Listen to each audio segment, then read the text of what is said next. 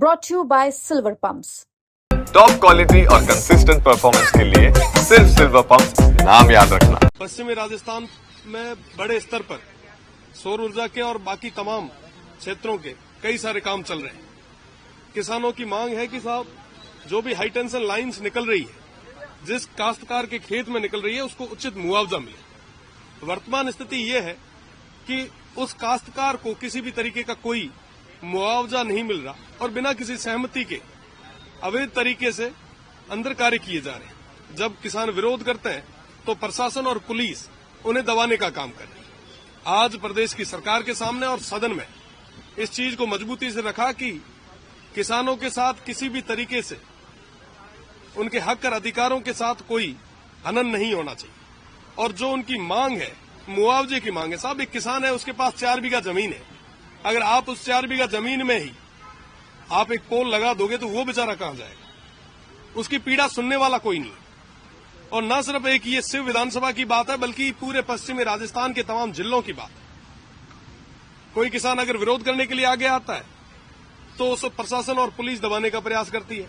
कहते हैं कि साहब मुकदमे दर्ज कर देंगे, अंदर डाल देंगे। एक तरफ प्रदेश की सरकार कह रही है कि साहब हम तमाम जो किसान हैं उनके हकों की रक्षा करेंगे, और दूसरी तरफ इस तरीके की घटनाएं घटित हो रही है।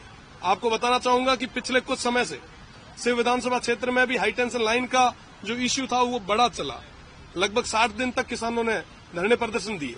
जब इस मामले के बारे में मुझे ज्ञात हुआ तो मैं क्षेत्र पे गया, वहां पे देखा तो वाकई किसानों के साथ में कुठाराघात हो रहा था। हमने विरोध किया और शिव विधानसभा में पूरा मुआवजा किसानों को मिला। ये इसलिए मिला क्योंकि हमने लड़ाई लड़ी, और कई जगह ऐसी स्थिति है कि किसानों की बात रखने के लिए कोई आगे नहीं आ रहा। मेरा तो निवेदन रहेगा सभी से और प्रदेश की सरकार से विशेषकर कि उनके मुआवजे के लिए विशेष कानून आप बनाएं, ताकि हाई टेंशन लाइन जहां जहां से भी निकल रही है, जिन किसानों के खेत, जिन काश्तकारों के खेत खराब हो रहे हैं, उनको पूरा मुआवजा मिले, ताकि आने वाले समय में वो पूरे तरीके से अपनी जमीन से हाथ न धो बैठे। बहुत बहुत धन्यवाद। धर्मांतरण को लेकर देखो, बॉर्डर बहुत मजबूत है, और भारत के बॉर्डर पे जब बाड़मेर जैसलमेर के लोग मजबूती से बैठे हैं, तब तक आप चिंता मत करो, वहां पे कोई परिंदा भी पर नहीं मार सकता। और रही बात दूसरी, धर्मांतरण का जो कानून आया है, निश्चित रूप से ये एक मैं कह सकता हूं कि प्रदेश की सरकार ने इंट्रोड्यूस किया है।